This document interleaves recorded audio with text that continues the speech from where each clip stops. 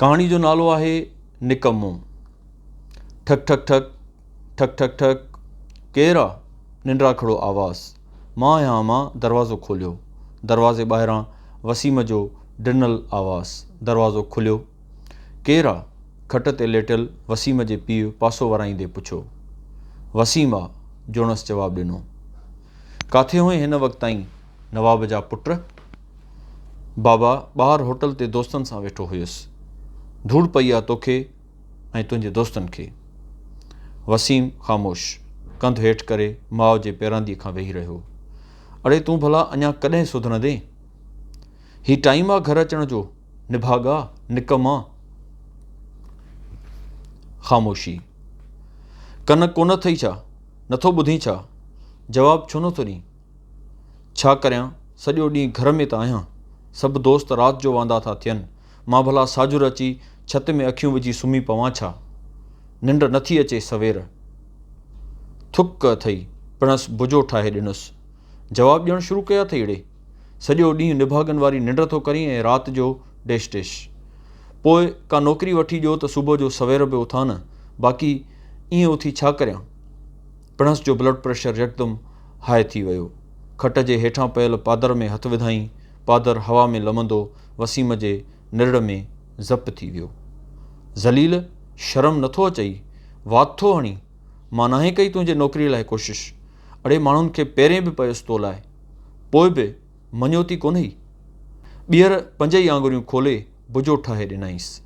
Cigarette P आयो आं? हेसि ताईं धप खयूं थी वञे। चंड्रा बसि भला, हाणे छॾियो। ओड़ो पाड़ो खिलंदो। राति जो हर को सुम्हियो पियो आहे, रुॻो असांजे घर में डेश डेश डेश। जोनस ॻाल्हायो। हिन जो पासो न खण, तूं ई मथो फिरायो अथसि। ख़ामोशी। टेबल ते मानी ढकी पई अथई। उथ, रो न हाणे। नलके तां वञी मुंहुं धोई अचु। वॾनि सां ॾंदु उघाड़ो करे नाहे ॻाल्हाइबो अबा, ॾाहो थी। कमीस जे कफ़ सां ॻोढ़ा उघंदे कमरे में घिरी वियो। रोअंदो रहियो। सुॾका भरे रहियो हो। पूरी राति गुज़री वई छत में अखियूं विझी सोचींदो रहियो। किथे किथे न वियो हो इंटरव्यू ॾियणु।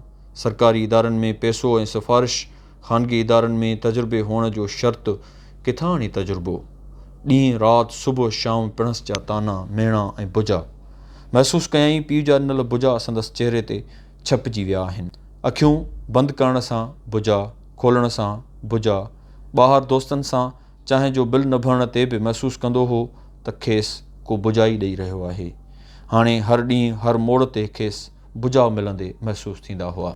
सावण हूंदे बि कमरे में सुतल, पघर में कपिड़ा आला, गर्मीअ खां बेनियाज़ थी सोचे थो, असांजे समाज में हसास माण्हूअ लाइ का बि जाइ नाहे। संदसि का बि इज़त नाहे। बसि इज़त सिर्फ़ु नौकिरीअ वारे जी आहे।